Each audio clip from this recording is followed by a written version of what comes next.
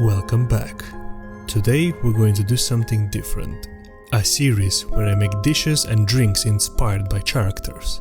Our first guest is Alastor from animated series called Hazbin Hotel. Alastor is a radio demon with manipulative personality and with some questionable meal choices. Yet mentioned in the pilot episode that he wouldn't mind to have some Jambalaya! So the decision has been made to make Jambalaya for Alastor, and adding a special twist that I'm sure he would appreciate. Let's begin.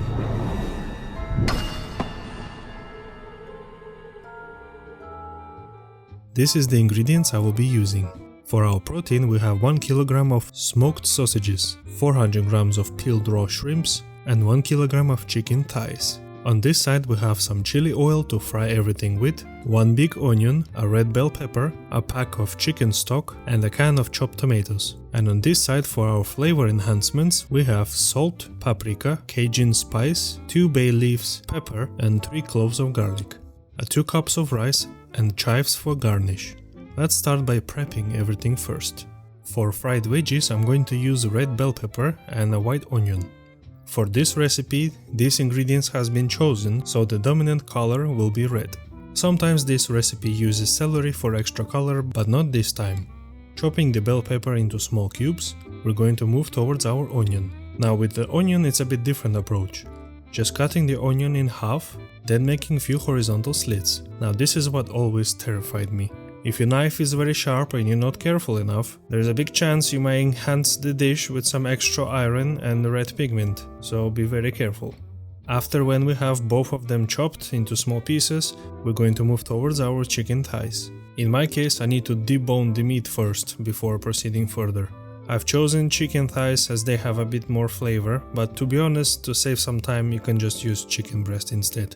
Now when it's all chopped up, transferring our diced chicken into a bowl. Now we're going to start with the sausages. Cutting our sausages into bite-sized circles is the way to go. While keeping the skin intact, we will have a snappy crunch when they are done cooking. Something which is hard to achieve when people cut the circles in half once more. After transferring our cut sausages to the bowl, we're finally going to start cooking. I'm going to be using a singular induction hob with the large 28 cm casserole pot. Let's add some of this chili oil and add the sausages and let them cook until they're golden brown. As they're heated up, the fat inside the sausages will melt down and accumulate at the bottom. We're going to put it into a good use. After collecting all our sausages, we're going to add diced chicken directly to the leftover fat from the sausages and cook them for a while. After our chicken developed nice gold color, we are going to transfer it to a separate bowl and put it on a side. Next up, we're going to start frying our vegetables. Adding some of that chili oil, in go our veggies. At this point, we're going to only add the ingredients to our casserole. No more transferring needed. First of all, we need to fry our vegetables to get that golden texture. When our veggies are fried, I'm going to add our garlic.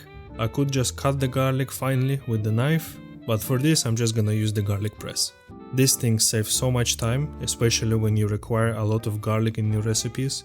It's just pain to wash it afterwards when you just need 1 clove. But when we need 3, it's fine. Then when that is fried for a bit, we're going to add our chopped tomatoes. Mix it all together and let's add our spices. Adding our paprika, salt and pepper, and our Cajun spice.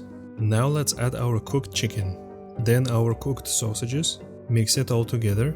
On a medium heat, let's leave it for simmer for 10 minutes. After 10 minutes have elapsed, let's have a look. We see that after simmering the water content have increased. This is what we need for our rice, but this water content won't be enough. That's where our chicken stock comes in. Now you can just add normal water, and that's what I probably should have done, and just by adding a chicken cube stock, in my eyes you will achieve a similar taste. But we're doing this the fancy way. So by adding the chicken stock we have enough water content for our rice to cook. After adding our rice, we're going to mix it all together, so everything is nicely incorporated. And of course, how can we not add some extra kick for Alastor? And by extra kick, I mean adding few drops of straight up Satan's blood. This extract in spice heat level is about 1,000,000 Scoville units. To put this into perspective, your average spicy sauce have about 1,000 to 2,000 Scoville units. Even 1 drop will increase the heat level by a mile. so we need to be very careful.